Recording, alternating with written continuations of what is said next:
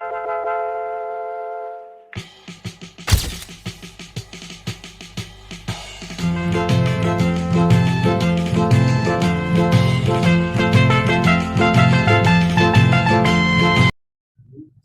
warahmatullahi wabarakatuh. Waalaikumsalam warahmatullahi wabarakatuh. Yang saya hormati Bapak Ibu dari SMA Negeri 1 Bukit, kemudian yang saya hormati anak-anak kami yang hadir pada hari ini. Jadi sedikit kita cerita tentang sejarah perjuangan radio Rimba Raya. Rimba Raya, jadi kan asal kata Rimba Raya. Apa itu rimba? Apa itu raya? Rimba asal kata daripada hutan.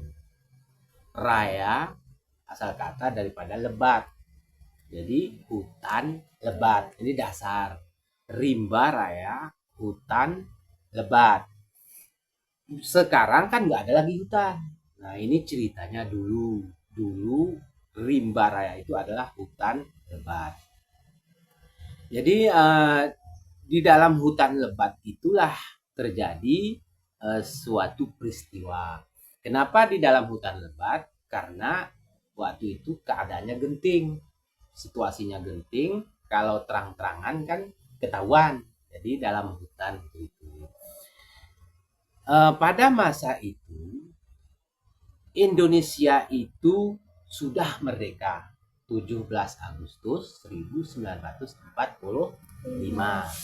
Kemudian di tahun 1948 Belanda tidak terima. Disebut dengan agresi militer Belanda tahap kedua. Artinya mereka tidak terima kalau Indonesia itu sudah merdeka. Jadi orang tuh menyerang kembali Indonesia. Setelah diserang kembali Indonesia, pada saat itu Presiden Soekarno-Hatta ditawan atau ditahan di Yogyakarta. Makanya mereka masuk. Karena ditahan, maka masuklah disebut dengan agresi militer Belanda tahap kedua. Radio waktu itu ada namanya radio yang berkuasa, namanya Radio Hilversum milik Belanda, menyuarakan kepada dunia bahwa Indonesia tidak ada. Indonesia itu tidak sah menurut mereka. Indonesia tidak ada. Radio Hilversum Belanda.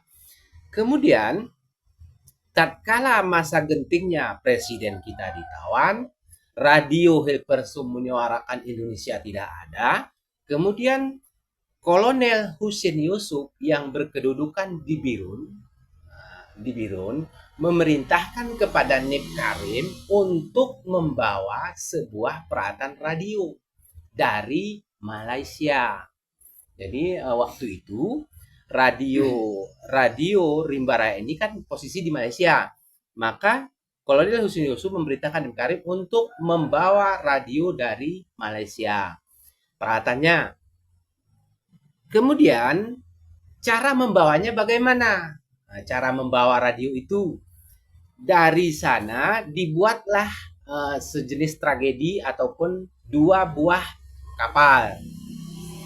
Kapal yang pertama berisikan barang-barang kelontong. Kemudian kapal yang kedua berisikan peralatan radio, penyiar maksudnya. Kemudian kapal pertama melaju dengan kencang. Lalu curigalah sekutu-sekutu Belanda waktu itu, dikejarlah kapal pertama. Lalu kapal kedua tidak dikejar.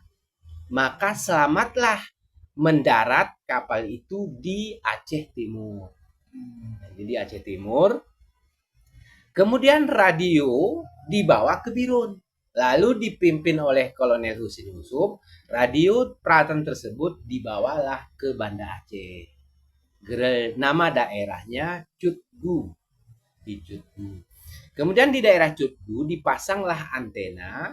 Sebelum mau mengudara diketahui oleh Belanda.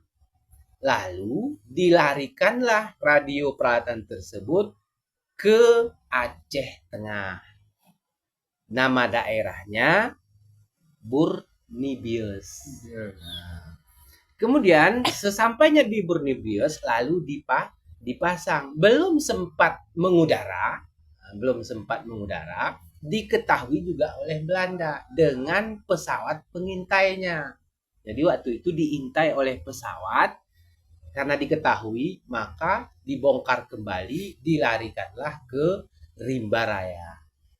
Kenapa dipilih Rimba Raya? Karena itu tadi, karena hutan lebat. Nah, tujuannya untuk apa? Untuk supaya radio ini bisa mengudara, tujuannya untuk memberitakan kepada dunia bahwa Indonesia masih ada. Jadi karena saat itu sangat genting, maka selamatlah sampai di Rimba Raya. Kemudian sesampainya di Rimba Raya lalu dipasang, muncul masalah yaitu generator ataupun alat untuk menghasilkan listrik, generator itu kabelnya tidak cukup. Maka waktu itu istri daripada Kolonel Husin Yusuf, Umi Salamah namanya, Umi Salamah, dia berusaha mencari kabel ke Lampahan. Sesampai di Lampahan akhirnya jumpalah kabel entah berapa meter, lalu dipasang. Kemudian sorenya lalu dipasang, lalu diberitakan kepada dunia bahwa Indonesia masih ada. Kemudian dari Rimba Raya dipancarkan ke Malaysia. Dari Malaysia diteruskan ke India. Dari India disebarluaskan kepada seluruh dunia bahwa Indonesia masih ada. Kemudian tentu orang luar kan tidak mengetahui bahasa Indonesia. Maka Kolonel Husin Yusuf mempunyai tim. Ada tim teknisi, ada konsumsi, ada tim keamanan, ada tim juru bahasa. Jadi bahasa yang disiarkan melalui radio Rimba Raya itu dengan 5 bahasa. Pertama, bahasa Indonesia itu sendiri, kemudian bahasa India, bahasa Inggris, bahasa Urdu, dan bahasa Inggris dan bahasa Arab. Lalu dunia mengakui, setelah dipancarkan, lalu dunia mengakui bahwa Indonesia masih ada. Baru disahkanlah bahwa benar-benar Indonesia itu merdeka. Padahal kita sudah merdeka. Kapan? Tanggal 17 Agustus 1445. Jadi di 1948 agresi militer itu akhirnya mengaku dengan sendirinya bahwa Indonesia itu memang tidak bisa dikalahkan. Akhirnya mereka berangsur-angsur dikembalikan. Jadi secara singkat. Nah, selanjutnya mungkin ada pertanyaan. Izin bertanya Bapak, Ya. sejauh yang Bapak ketahui, kapan dan bagaimana awal mula berdirinya Radio Rimba Raya? Awal mula berdirinya.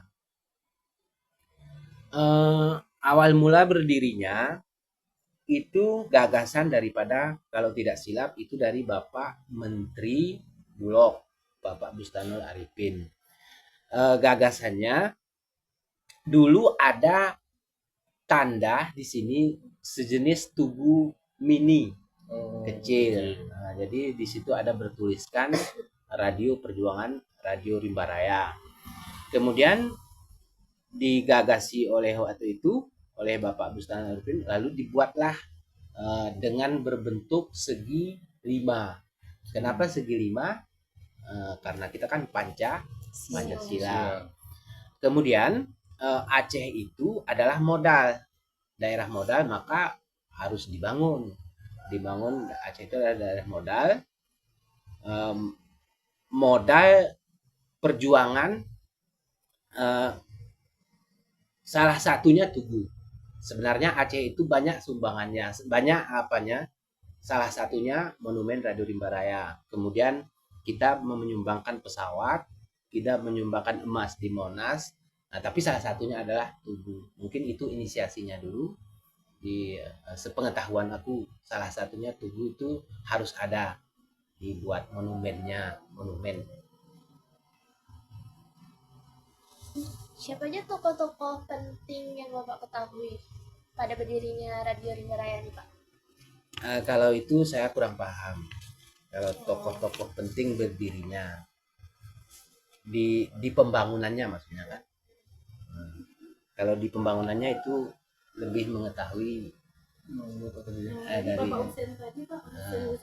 kalau tokoh-tokoh yang memprakarsai adanya radio penyiaran Radio Rimba Raya itu Kolonel Husin Yusuf, kemudian Nip berarti artinya bukan Nip Karim itu adalah tokoh-tokoh yang membawa, yang menyiarkan. Sebenarnya banyak, cuman namanya yang saya kenal dua, yang saya ketahui, karena setiap 5 bahasa itu ada orangnya semuanya, ada nama-namanya. Yang bahasa Inggris Poland, yang bahasa ini Poland, ada nama-namanya. Yang jelas yang berjasa penuh itu adalah Kolonel Husin Yusuf dan kawan-kawan. Tujuan utama didirikannya Radio Rimba Raya pada masa itu apa? Ya, pada masa gentingnya, tujuan untuk menyuarakan kepada dunia bahwa Indonesia merdeka. Indonesia itu masih ada. Bahkan lewat radio itu kita bisa langsung berkomunikasi dengan PBB. Karena ada salah satu seorang di PBB waktu itu Sudarsono, Sudarsono itu dengan kata sandi yang disiarkan dari Radio Rimba Raya dengan kata-kata kirimi kami beras, kirimi kami mentega, kirimi kami dengan bahasa istilah. Kalau bahasa sekarang kirimi beras maksudnya kirim kami anak bedil, kira-kira bahwa Indonesia ini masih ada, Indonesia merdeka, mengudarakan dan dan melantunkan di setiap waktunya lagu-lagu perjuangan, sehingga timbullah semangat yang mendengarkan bahwa Indonesia itu masih kuat. Itu tujuannya, menyuarakan bahwa dunia, supaya dunia waktu itu mengakui. Ternyata seluruh dunia mengakui karena disebarluaskan. Memang kalau langsung dari sini tidak bisa, harus ada prosesnya, yaitu dipancarkan dari Rimba Raya, disampaikan ke Malaysia, kemudian dari Malaysia disebarluaskan ke India, dari India disebarluaskan kepada dunia. Akhirnya mengakui bahwa Indonesia itu masih ada. Tujuannya satu lagi, tujuan diadakannya Radio Rimba Raya itu untuk membantah, sebenarnya untuk membantah radio yang dimiliki oleh Belanda. Nama radionya Radio Hilversum. Jadi membantah radio bahwa Indonesia sudah hancur, Indonesia tidak ada lagi. Lalu dibantah oleh Radio Rimba Raya. Kami masih ada, kami masih kira-kira kami masih, presiden kami masih ada, tanah air kami masih ada, bumi kami masih ada. Seperti itulah kira-kira bantahan dari dengan 4 bahasa, dengan 5 bahasa tersebut. Ya, Pak. Terus Pak, bagaimana peran Radio Rimba Raya ini dalam memperjuangkan dan mempertahankan kemerdekaan? Perantara maksudnya? Peran. Bagaimana peran Radio Rimba Raya ini dalam mempertahankan kemerdekaan dia? Perannya kan? Iya, Pak. Guna menjawab ya. Peran. Yang jelas Radio Rimba Raya itu sangat berperan dalam memperjuangkan kemerdekaan Indonesia. Salah satunya dalam menyampaikan bahwa dia sudah merdeka. Iya, salah satunya itu membantah, kemudian menyampaikan Indonesia masih ada, kemudian berhubungan langsung bisa dengan PBB lewat radio tersebut. Ya, Pak. Apakah Bapak mengetahui lokasi asli Rimba Raya itu? Lokasi asli,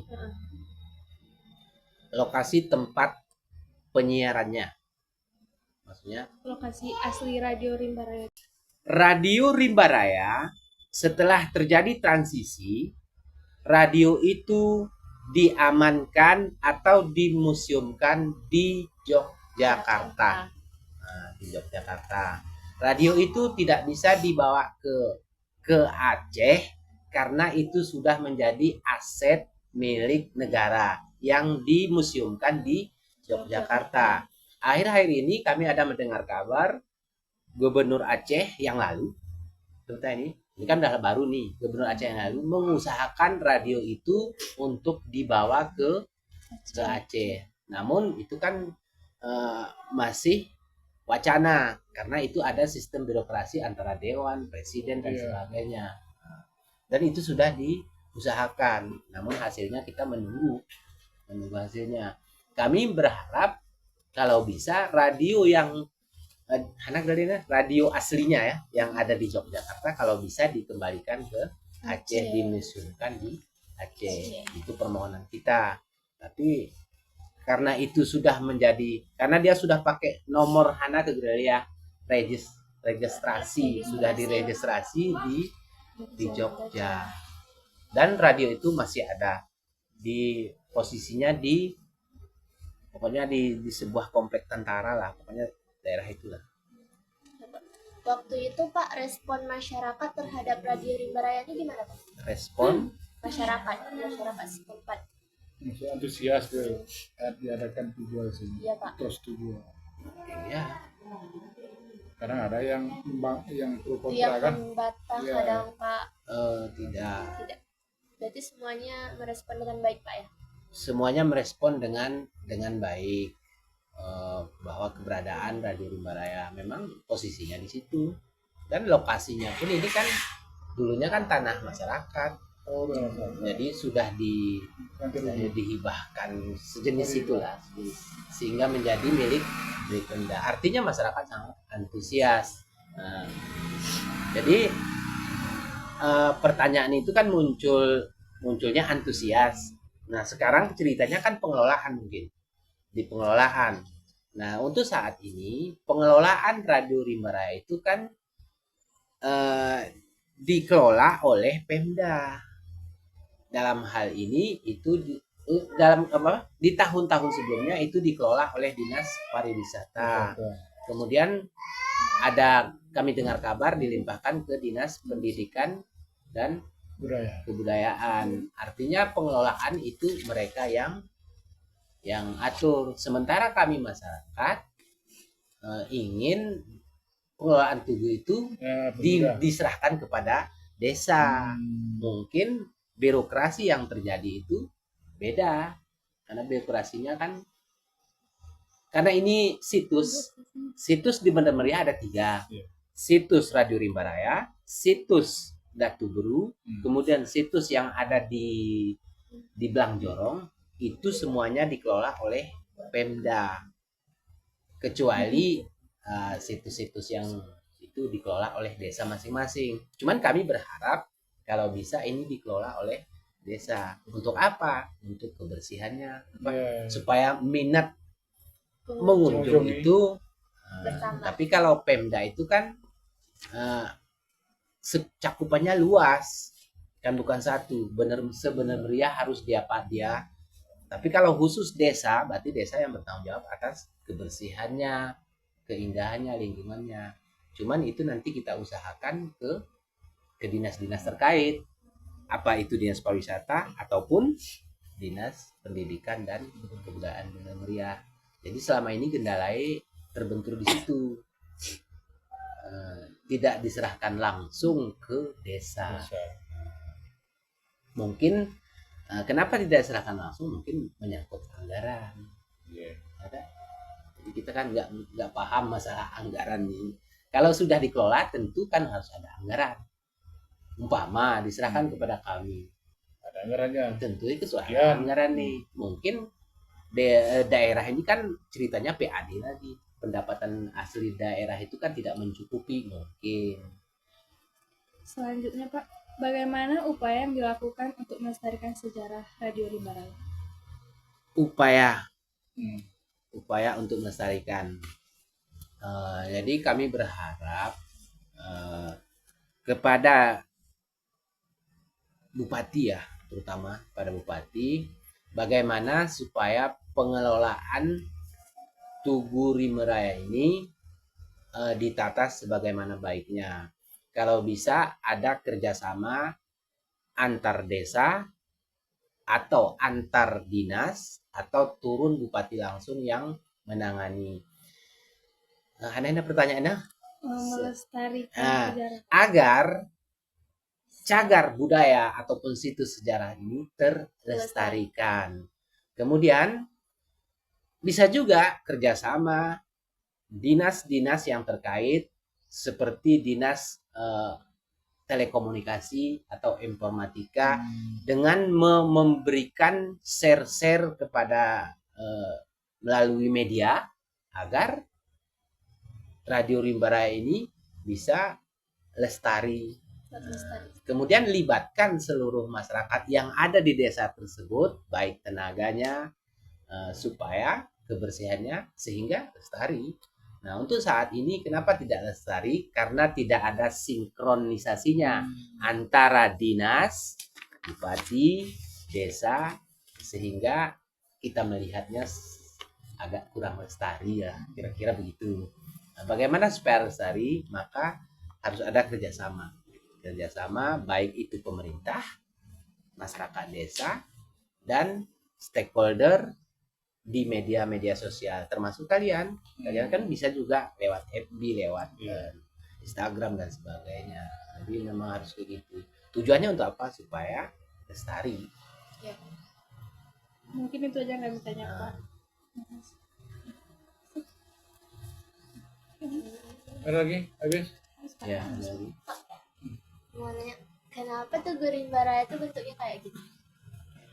Bentuknya tadi saya sebutkan bentuknya segi lima ya. Iya. Segi lima karena Pancasila itu 5, dia segi 5 memang. Kemudian di apa itu ada sayap kan, karena itu sayap Di atasnya? itulah ada sayap. Sayap. Melambangkan burung Garuda. Kemudian ada kuningan di atas sana, ada sebuah tonggak itu menandakan itu pemancar. Pemancar. Segi 5 tadi itu maksudnya karena kita dasar negara kita Pancasila yang menurut saya ketahui